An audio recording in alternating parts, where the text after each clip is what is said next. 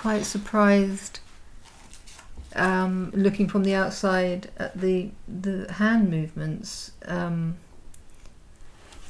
when I feel like I'm doing it, I feel like I'm doing something much more rigorous, but it's actually quite delicate.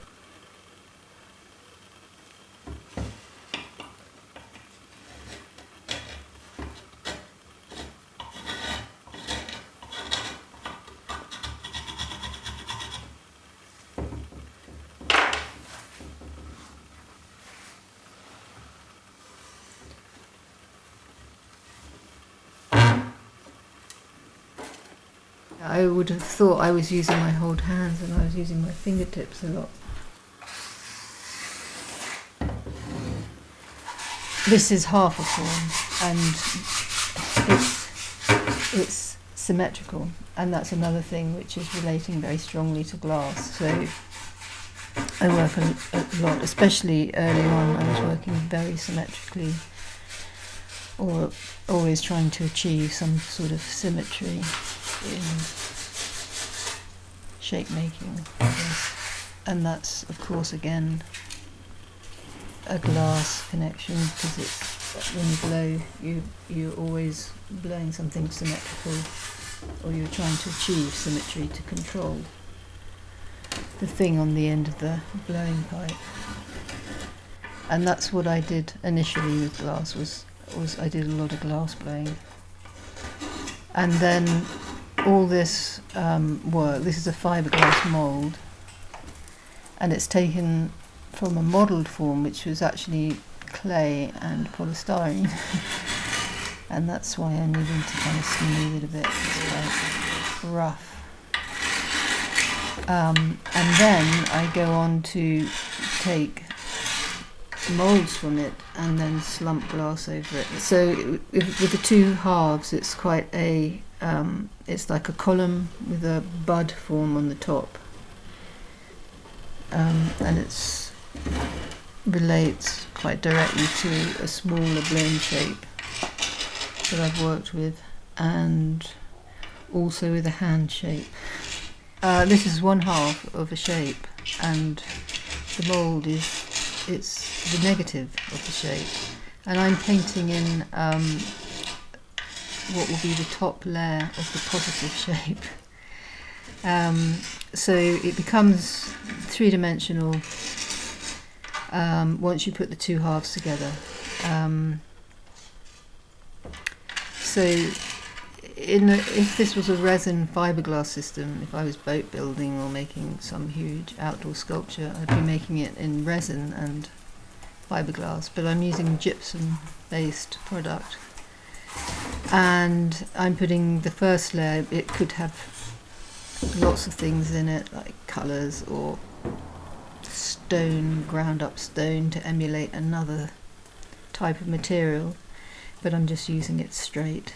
And yeah, they call it a gel coat in industry. If you're making a mannequin, actually, I know someone that makes mannequins and they actually taught me how to use resin fiberglass. But this isn't toxic in the same way.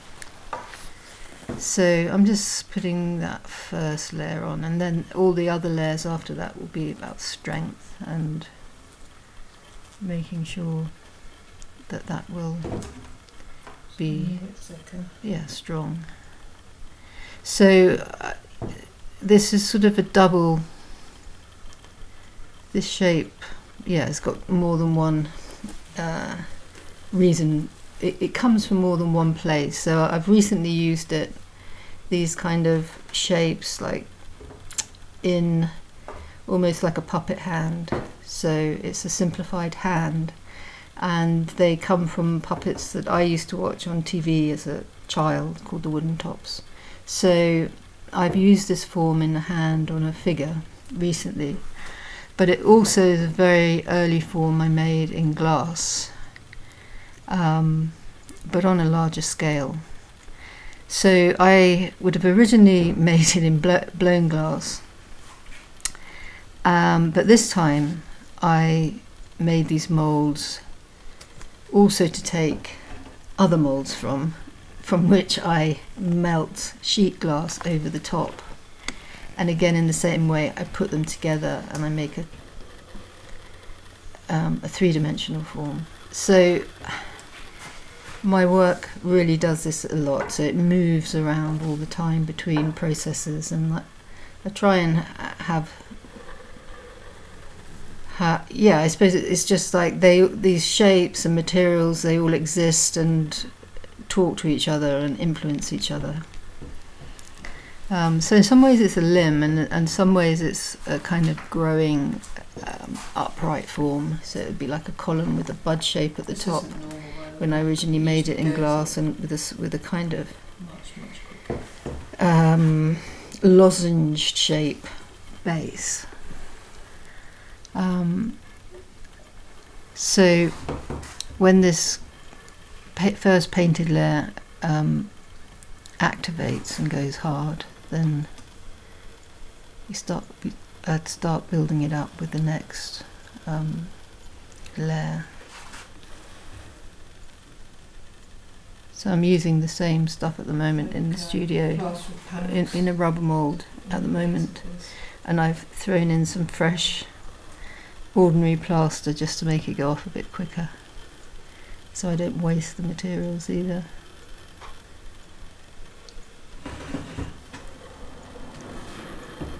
One thing is really about is thinking through making really interests me, as you don't really know what's going on, in the sense, when you make something with your hands, you don't necessarily.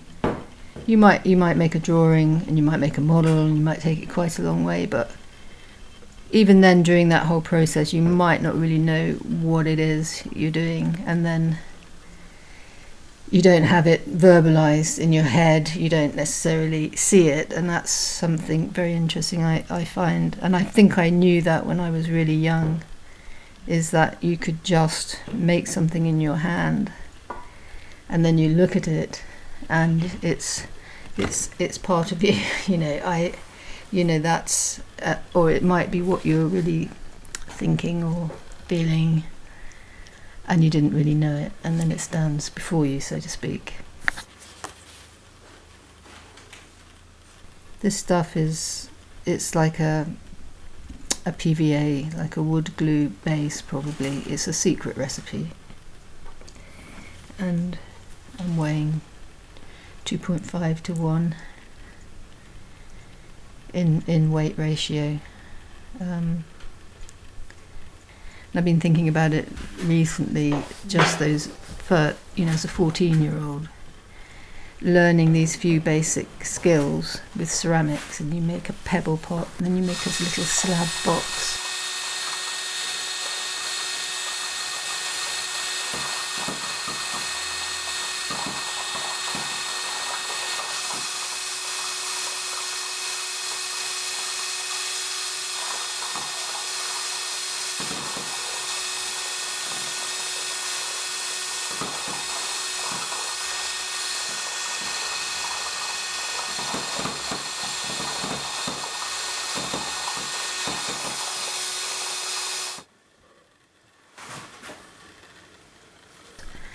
And then, that's just an amazing thing that you actually managed to form something in your hands. And then I remember very quickly afterwards having my first sort of idea or concept, and that was to try and make a ball, a coiled ball, and you can't see the base. So this was my obsession, that it looked like it was floating.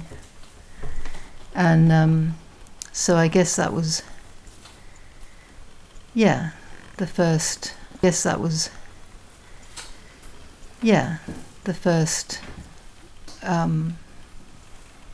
It would have been the first time I was trying to make a sensation in a way, because I wanted that ball to look like it was ungrounded, and you couldn't see the base was what I was obsessed with. And it was a coil pot. So I think in recent years I've been thinking a lot about that and worrying less about, how things fit into art forms or time, and realising that there's quite a basic reason and desire, and the desire is perhaps more important than the outcome. So I've been thinking about that a lot, and that now I'm putting in the fiberglass, and there's a matting, and the matting is designed that it can stretch around into a three-dimensional shape, and the chopped strand, which is in the jar, is a reinforcing material. I think I've used this material more and more over the years because it's very stable, and it's something I can also. It's quite light, and it's something I can use with glass, so I can make part of a sculpture in this material and somehow fix it within or around the glass. And in a sense, it is glass itself. And it's actually, I always describe it, when you put it against glass, it's quite a dead material.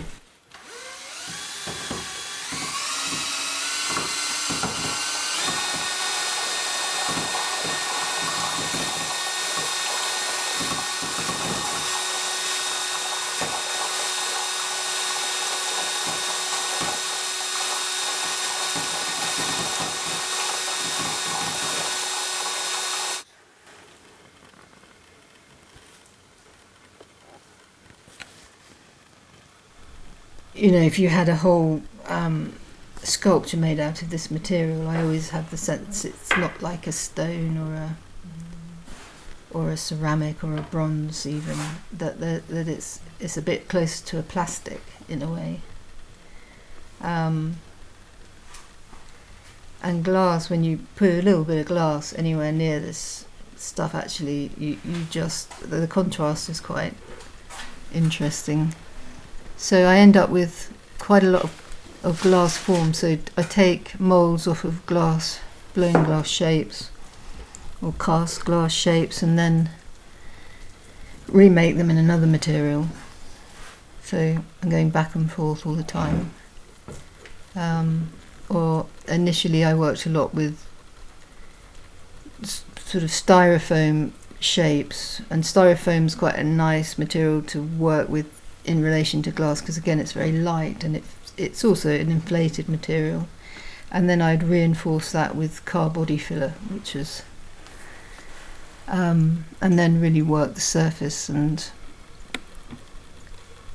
But it could take 6 weeks to make the model if you when I first started out and I was making quite large scale objects and shapes. Or you might make it roughly in clay and then take it into another material and then make it really hone it, so to speak. And then so there's a lot of moving around with that. And then once you have that shape, in the early days when I was then casting, I used to cast a lot, and taking that model, which had taken a long time to make, you'd then make it into wax, and then that wax needed to be made into glass, and that glass could be in the kiln for weeks and weeks. So after the mould making, and all these things over the years have become easier as the movement from industry back into the artist studio with glass as a material. That was quite young when I started, and now it's a lot of other companies and suppliers have grown up around it. A lot of studios have tried and tested, artist studios, so all those things have become easier. I quite like cutting this stuff to fit. It's a bit like layers of skin, something. Yeah, so you need to, and actually I find quite often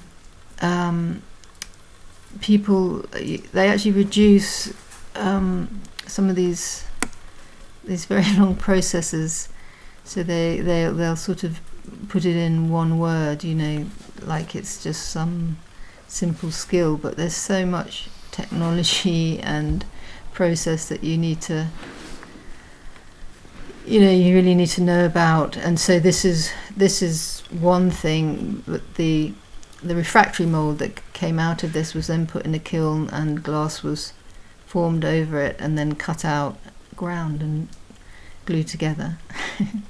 There's this reductive thing that happens, and I always like to, when I'm on a panel or something, point this out, that the people sitting there, they're not just craftspeople, they actually run businesses, they got all these, they build their furnaces, they've got hugely scientific, really good knowledge, and you need to learn a lot just beyond trying to be an interesting artist. Or I grew up in a family where I was sort of the non-artistic and not practical one, and then I learnt a huge amount of practical skills. And I remember not being able to change a light bulb, actually, and plugging an electric kettle in and lighting a gas under it. Things like really not very logical behaviour. I mean, I was quite young at the time, but I always feel you learn. It's just like any other form of practice. You practice it.